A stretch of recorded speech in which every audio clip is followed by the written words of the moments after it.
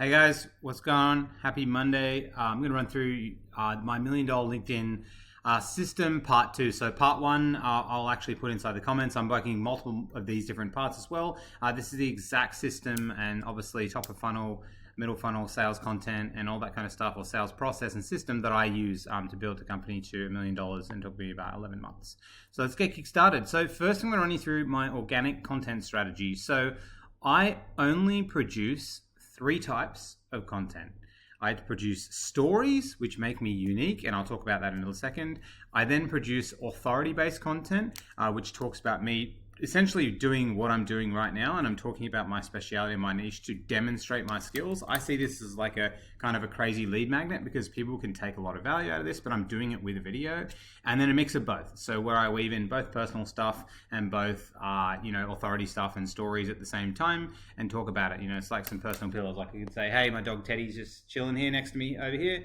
And sorry, you got pissed off. He was asleep. He was like, "What the hell?" Yeah, so I weave in things like that. So like, there's personal stories weaved in with that, or I could tell a story about how I just went to CrossFit today and I ran there and that kind of stuff. So that's weaving in both these stories and authority-based content. If I go to kind of my content itself that I produce, if you have a look at say the past few days, I weaved in a story yesterday where I talk about 20 lessons I learned because I hit 20,000 followers, and there's a bit of a story. These are the lessons being the authority and a call to action, and that's it. So pretty cool, pretty simple. So that's my whole organic content system. It's this again here, which is another authority, another personal story. It weaves it in. So that's my organic content strategy and exactly what I do. So when it comes to the content, I only produce 3 types of content. There's text-based content, pictures, and videos, and the pictures are attached to the text base. So I'll run you through the rules that I swear by for all my text-based content. So these are kind of numbered, but I'll kind of start with 1 and we'll work through. So 1, the CTA must be crystal clear. It has to be very, very specific. So if you look here, I think here is a CTA, for example. That one doesn't have a CTA. This one has a CTA. It's like, are you a business owner that's sick of relying on referrals and wants a consistent lead generation system, and not one that brings in 30 leads a month overnight, but takes a while to get going, then brings in 4 to 6 leads a month of people who want to work with you? Or go ahead and apply to work with me here. And the price is expensive. Like, it's so direct. It's just telling people crystal clear. It's not open-ended. It's, we're just trying to get somebody to do the thing that I want them to do. So it has to be crystal clear. I make sure the grade is 1 or 2 reading level. So if I look at the post I'm about to do, which is this one, you scroll down here, it's a grade 1 reading level. So I made sure it's a grade 1 reading level. I want to make sure it starts with a strong hook. So a strong hook for this post, my $1 million LinkedIn system, pretty strong. It's mostly tofu. So what I mean by that is it's top of funnel. Tons of people can relate to it. I'm not going to be like how Sydney business owners, the 10 mistakes Sydney business owners are making and how to overcome them, because it's super duper niche. I can be niche in the DMs, so it's very tofu. It's like how business owners or how people or how anyone can do this thing. I ensure that it has good white space as well. So if you look here, there's a whole ton of white space. If you want to know one of the best people for white space, Nick, he's probably, in my opinion, the best looking content on the whole of LinkedIn. It's just like, look at this post. It's just beautiful. It's the content design. Look at this interweaving of everything. It looks amazing. Go look through his content. He's the best at this.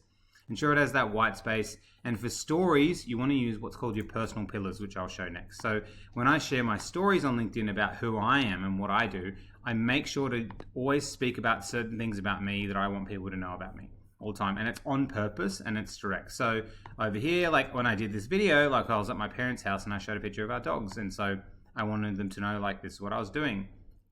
But then if I go to some of my other content and my other posts as well, if I scroll down here, so here, I just literally talked about my life because I'm doing it like on purpose. Like, both I really like expressing it at the same time, but I want people to know things about me. So I drop a lot of stuff in there, how I do CrossFit, how I used to be a professional latte artist, how I used to work at Zoom during the pandemic.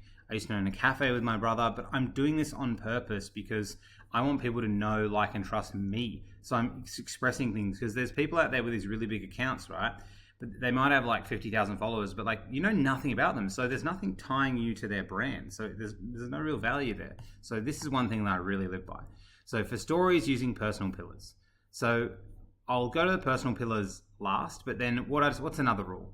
For the pictures, any picture that I put in, I make sure to leverage. Actually, this is probably a good time to get into personal pillars. Then I'll go back to this. What is a personal pillar? A personal pillar are things about you, like content pillars, like company content pillars. It's things about you that I essentially want you to know. So, sorry to put this on focus mode. Things that I want you to know about me. So I want you to know that I've been doing CrossFit for 10 years because it shows that I can stick to something for a long period of time because I've obviously changed jobs a ton, right? And work through hard work. I want you to know that I worked at Zoom during COVID and exploded and worked for a tech company. I want you to know that I was, say, a professional latte artist and I owned a coffee shop because it shows that I've been a business owner. I want you to know that I built a business off cold calling, so it wasn't just a fluke off LinkedIn. I'm just not one of these LinkedIn people that's just posting all the time. And I want you to know that I've got a dog called Teddy because it's unique, even though Teddy's a basic dog name, let's be real. But this is the stuff that I want you to know about me. Or I had a crazy Indian wedding this year, because what that does is it means you're not going to see me in the same lane as other people. You're going to know these things about me. There's a guy who in our program who coaches multiple kids basketball teams, and I always remember that about him because it's so unique. And so you need to create these personal pillars about yourself that interweave with your content. Like Nick, who I just showed you there, he lives in Bali. That's freaking awesome with his family. It'd be super cool to live in Bali if you made it work and you really liked it. These are personal pillars and what so many people are missing out on, because without personal pillars and what makes you unique, you think about Alex Hormozy. That dude loves dessert. He eats dessert every single night. So now when I get to the pictures, I always use pictures or videos. You don't have to use videos if you're not confident. And for anyone first starting out, I'd suggest for the first 6 weeks, just do pictures with personal stories and that's it. But just make sure the pictures you do, you use one of the personal pillars, keep telling the same narrative about yourself because you want people to know things about you. It must be an authentic photo and it has to tie into the text. You don't have to perfectly tie it into the text, but you just want to reference it somehow. So if I go back to, say, my content and I'll scroll back, I put here, there was a PS, this is one of my favorite shots at our wedding. It doesn't tie in perfectly, but it just makes sense when I actually put it there. But, this is Happy Diwali. It makes sense for the actual photo. Let me go down here. There's another good one of me and my dad. I think it was here. Let me know when it goes down. I got some content ones. This one makes sense because that was AI generated photos. I don't know if you'd call that authentic or not as well. Here we are. So here's me and my wedding with my friends, and I shouted that out to my friends in the beginning. Then I did one about, I think it was me and my dad down here. I talk about Zoom here, that I used to work at Zoom. Again, this is a personal pillar. I'm doing it on purpose to weave it in. And 10 brutal realities of entrepreneurship. It's just me and my dad. And then I talk about how he owns a business and he's a small business owner, and they're kind of the real heroes as well. But I'm doing this on purpose. I'm saying on purpose at the same time. But weaving these into text as well is super duper key. And then for video, just like this one, as you can see, this is one take. I was just putting the notifications on. Never do one more than 2 takes. I don't, because I'm showing that it's authentic. I'm just riffing on about this. This is no script. I haven't pre-prepared it. This is just my thoughts. So it's showing how capable I am doing about or what I'm doing, or how I can talk about the thing that I'm talking about. But I do never more than 2 takes. I always 100% just be myself and never cut that out. I was in a tank top in my photo before when I came back from the gym because I had to get it done. Again, I want to weave in my personal pillars. I'm not going to pick up Teddy again because I'm going to piss him off. He's just dead on the couch. I don't know if you can see him. Here he is. Betty. He's dead on the couch. He's pissed off that I beat him up for. And just either explain a concept or just kind of rant along your feelings, because I'm just trying to be 100% me. I'm not being anything fake. I'm not editing this at all. And so these are, this is my $1 million LinkedIn system part 2, which is my organic content strategy. And it's what I've used to build this business to pretty much $1 million run rate now in 11 months, it's wild. This is free organic content. I haven't even started doing ads yet. So once we do ads, we can scale it even more. And I'm too scared to do ads, in all honesty.